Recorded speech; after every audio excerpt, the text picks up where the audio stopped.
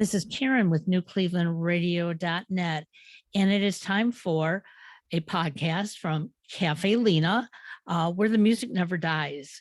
And the performer I have on today is Cassandra Kubinski.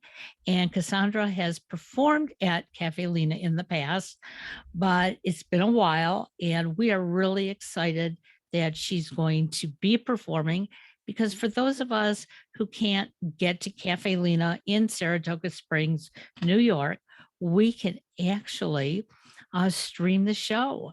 So welcome, Cassandra, to New Cleveland Radio. Hi, thanks for having me. I am like completely thrilled to be here. Just so honored to be here. Thank Well, you. very good. So tell our listeners if they're not sure who you are, because you're from the Northeast, correct? Yes, I'm actually originally from Connecticut. Okay, so we know that a lot of musicians in the Northeast sort of like stay in the Northeast and perform because there are so many uh, places that you can get gigs. People get to know you, and it becomes comfortable. But there are other people who are sitting out here like myself, and we say, well, Cassandra, who is she? And then I read your bio and it's like, wow, there's a lot going on. And we're going to put that link in the show notes because we can't even touch on 50% of it today.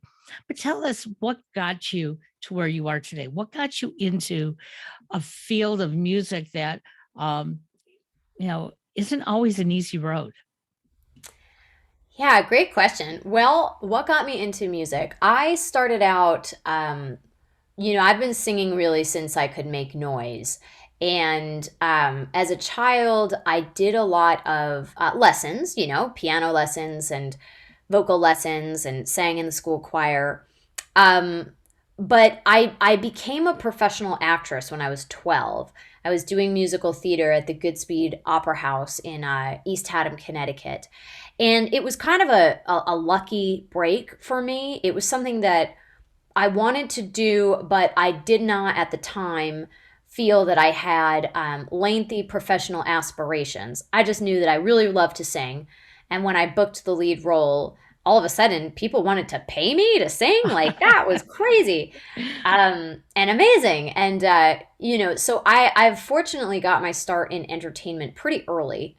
Um, but it wasn't until college when I really discovered my desire to be a writer and to not only interpret other people's material and other people's songs, but to be the channel for new songs. Sure. So I think, in a nutshell, what got me into it was a combination of exposure to incredible music and artists, um, from Billy Joel to Ray Charles at the Bushnell in Hartford, to so much musical theater, and also support. Like I was so lucky that my parents, and generally my whole family and community was supportive of my evolution as an artist, both creatively and also when I decided that I wanted to pursue that professionally. So you mentioned some big names that most of us, can relate to. What was it like when you finally to start made this transformation, realize this is really where I want to go? Were you trying to reach that level of a Ray Charles, or was it, I'm going to reach the level of Cassandra, whatever that level is? Oh, I love that question so much. It's been such a dance through my whole career. When I started writing songs, I was definitely inspired by a a vision of big success and of wide success. At the time that I began really writing songs with intention and focus to sell them and to make money doing it, I was like, it was right at a time when Nora Jones, John Mayer, Gavin DeGraw, Alicia Keys, like these types of artists were really just starting to emerge in pop music. And they were my homies, like they were the people that I listened to and that I looked to and said, okay, there it is. Like that's what I want to do. I'm that person who, I write, I have my perspective, I have my instrument, I have my visual vibe. Um, so, you know, I guess I did have an aspiration towards like some kind of, high level chart topping success. But along the way, um, that was about 20 years ago when I just started writing songs. And along the way, there have definitely been many moments and experiences that have taught me some very humbling lessons about how to separate, inspiration from somebody else, and you know, like being inspired by them versus trying to become them, or emulate them in Sure. some way. And absolutely, I think now I'm more rooted and grounded in what it is that makes me unique as an artist and what my unique contribution is, my unique perspective and voice, and my superpowers melodically and lyrically, which are actually different than those artists are. So yeah, it's always a balance. So you talk about your superpower. So what is your superpower?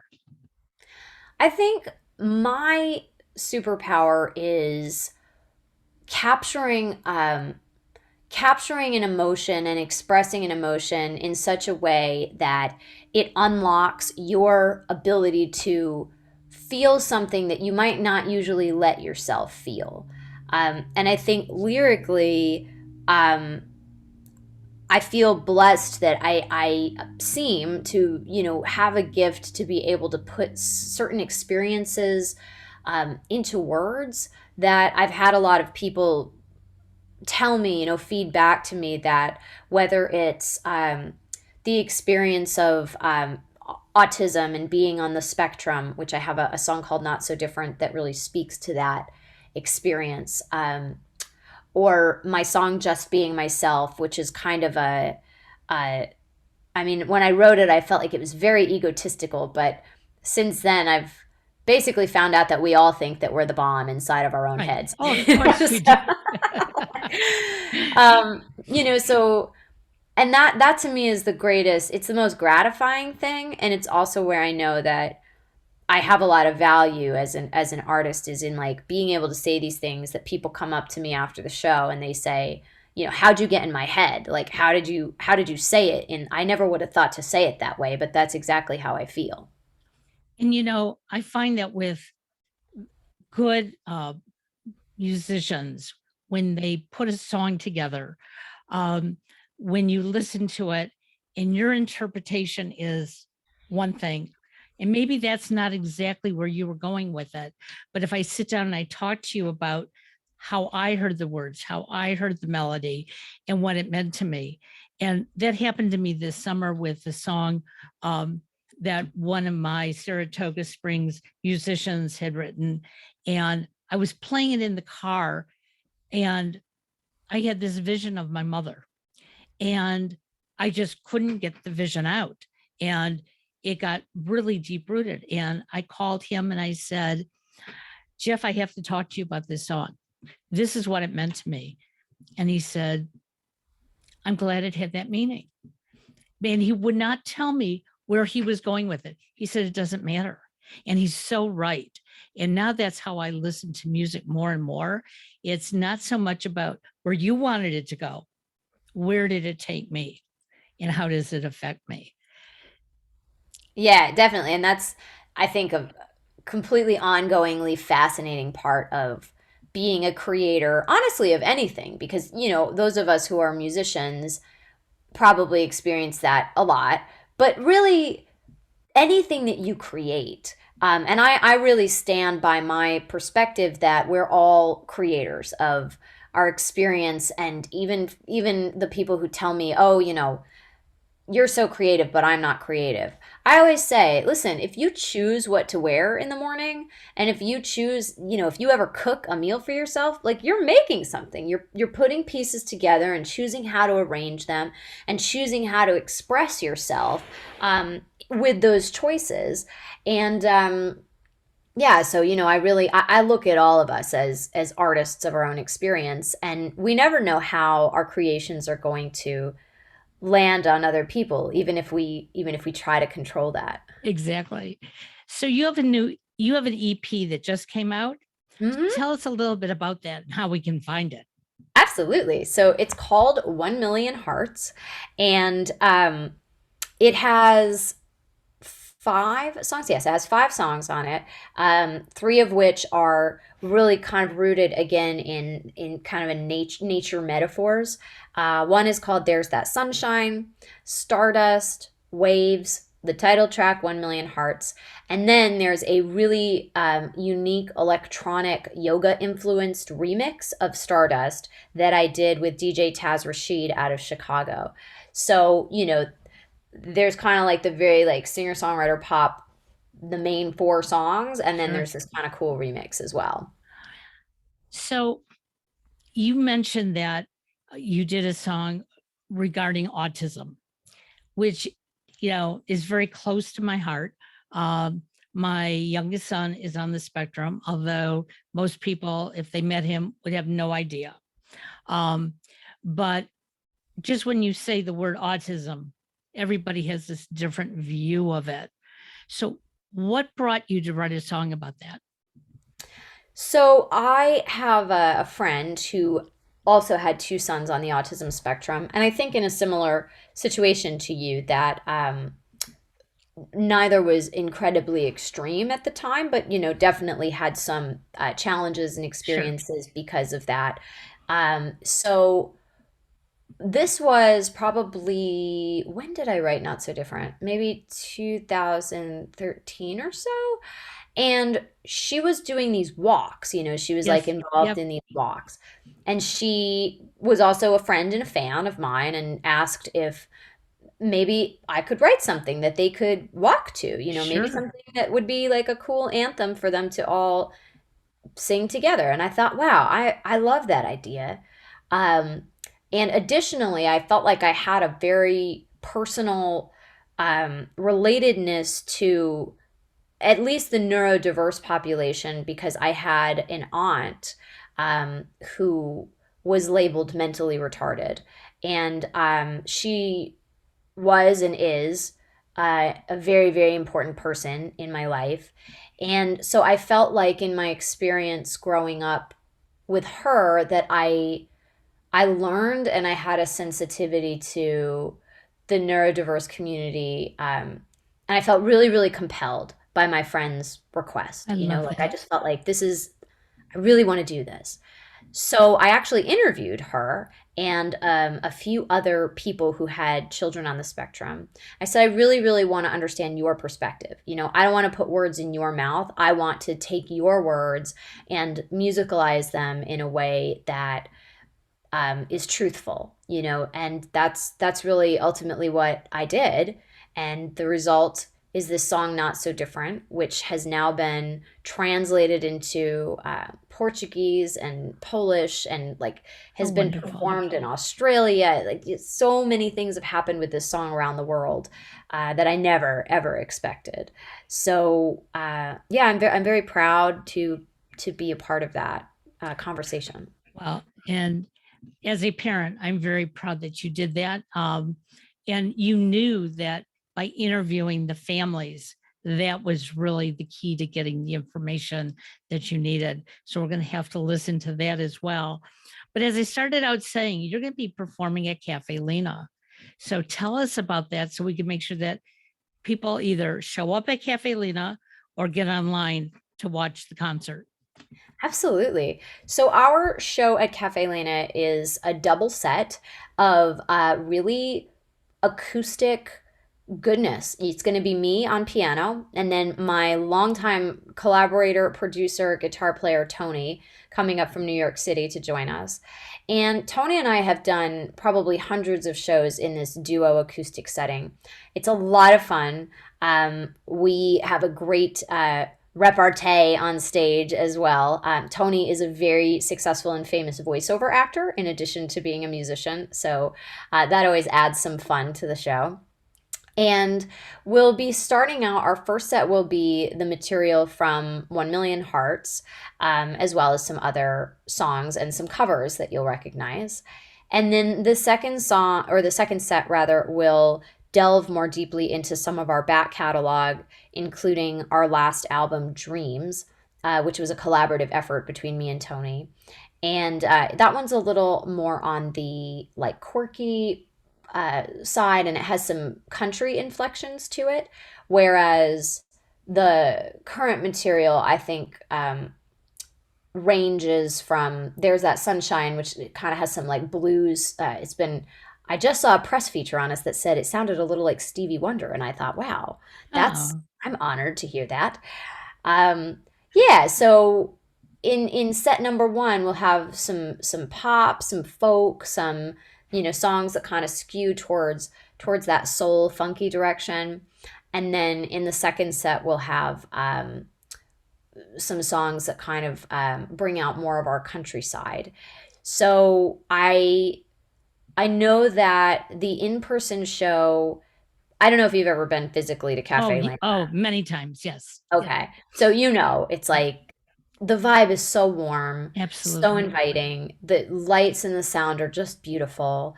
And they have really tasty bites, like very tasty treats and desserts and teas and coffees. And I think they might even have wine and beer at the show. And if you're joining us online, the tickets are only $5 for like the whole Yes. show. Yeah. Um, and Cafe Lena has a really incredible high def sound and video setup. So, especially if you're able to cast the show to your TV, for instance, you can really feel like you're in the room with us and just be on your couch enjoying your favorite beverage, in your pajamas, handing out stuff to trick or treaters, running back and forth to the couch, So, yeah, so no matter where you are, I really welcome you and invite you to be with us on Sunday night. Well, and I encourage everybody as well. So we try to get up to Saratoga Springs once a year because of COVID. It's been 2 years. We will be back up there Thanksgiving, Great. although my son is actually up there for 2 weeks right now. Um, but we love the place. And I love the streaming because, like I said, here I am in Cleveland, Ohio. I can't get to all the shows. And, even if I just log on and listen to a set or two and then say, okay, I know who this is and I really love the music. And when I started out the intro today, Cafe Lena is where the music never dies because there is so much going on there. They are doing lessons, they're doing talks, they do so much more than just, concerts. So I want everybody to check them out. You have this EP. What is coming next? Do we have something on the horizon that we can look for? Sure. So I do have a few upcoming shows in the New York City area. If you are listening in from New York or you have family or friends in the New York City area, we'll be performing at Rockwood Music Hall on November 21st and also at the Bitter End on Thursday, December 2nd. So we do have those shows coming up. And with 1 Million Hearts, this is really just the beginning of a much wider initiative that as we reach an actual 1 million hearts with this music, which is a really audacious goal, back to those like big dreams and visions. Our really big vision is that we will reach 1 million people with this music, and that along the way, I am personally committed to utilizing these songs and the a portion of the streaming income and the performances and everything we do with this is to raise money and awareness for arts education and to give back and to support the next generation of creators. So our commitment is that as we reach 1 million hearts, we are contributing $10,000 to arts education. And really what that means practically for everybody listening is that every single time you listen to the EP, every single time you share it, the more people who listen, the faster we reach those million streams and make that contribution. So I really, I've been blown away by the support so far, and this is a project that all of us can take ownership of, and make that difference for the next generation of creators together. And I also want to encourage people when they listen to the music, please pay for the streaming. I can't say that loud enough or strong enough. I know the last year and a half has been very hard on the arts. And sometimes we take your music for granted. It's like, oh, I have this free app and I'm going to go listen. And that's nice, but that doesn't give you, the artist, the money to go and continue on. And that's what we want to see. So we just encourage everybody, find a way. It doesn't cost that much to pay for your streaming, and, support the arts. And I want everybody to go out and listen to your EP. We're going to keep pushing it. And I'm going to make myself a note here that once a day, we're going to ask how many of you have gone out to support this, because it's really, really important. Thank you. Yeah, and people like you and productions like this are very, very supportive of us as artists. I think there's such a give and take with artists and audiences, where we really, really can't do what we do without you, and audiences really can't have the effect of the music or the movies or the TV shows that you love without the artists being able to make them. So it truly is a synergistic relationship. And again, in this conversation, we've gotten to touch on some of my background, and I know without a doubt that I wouldn't be where I am if it wasn't for a lot of music educators and music education experiences, whether they were camps or classes, and that's the kind of thing that we're going to be supporting, and we're contributing the money towards groups like Women in Music and Music for Autism, which is a phenomenal group Right. that brings music directly into communities of families with autism. And yeah, and I'm so psyched to do it. But we need your help. So definitely join us in listening and sharing 1 Million Hearts. We definitely will. So again, that's, excuse me, this Sunday night. And what time do you go on? 7? Yep. So the in-person show, well, I guess in person and online, begins at 7 p.m. Eastern. So if you are in the middle of the country, you might be back an hour or two. Um, and if you are attending in person, the doors open at 6:30. If you'd like to get there and order some drinks and food and settle in and say hello, we'll be there. Well, we look forward to it. And I look forward to catching up with you in the future and finding out all the great things that are happening. Absolutely. Thanks so much for having me. Thank you, Cassandra. Have a great day. Bye You too. now.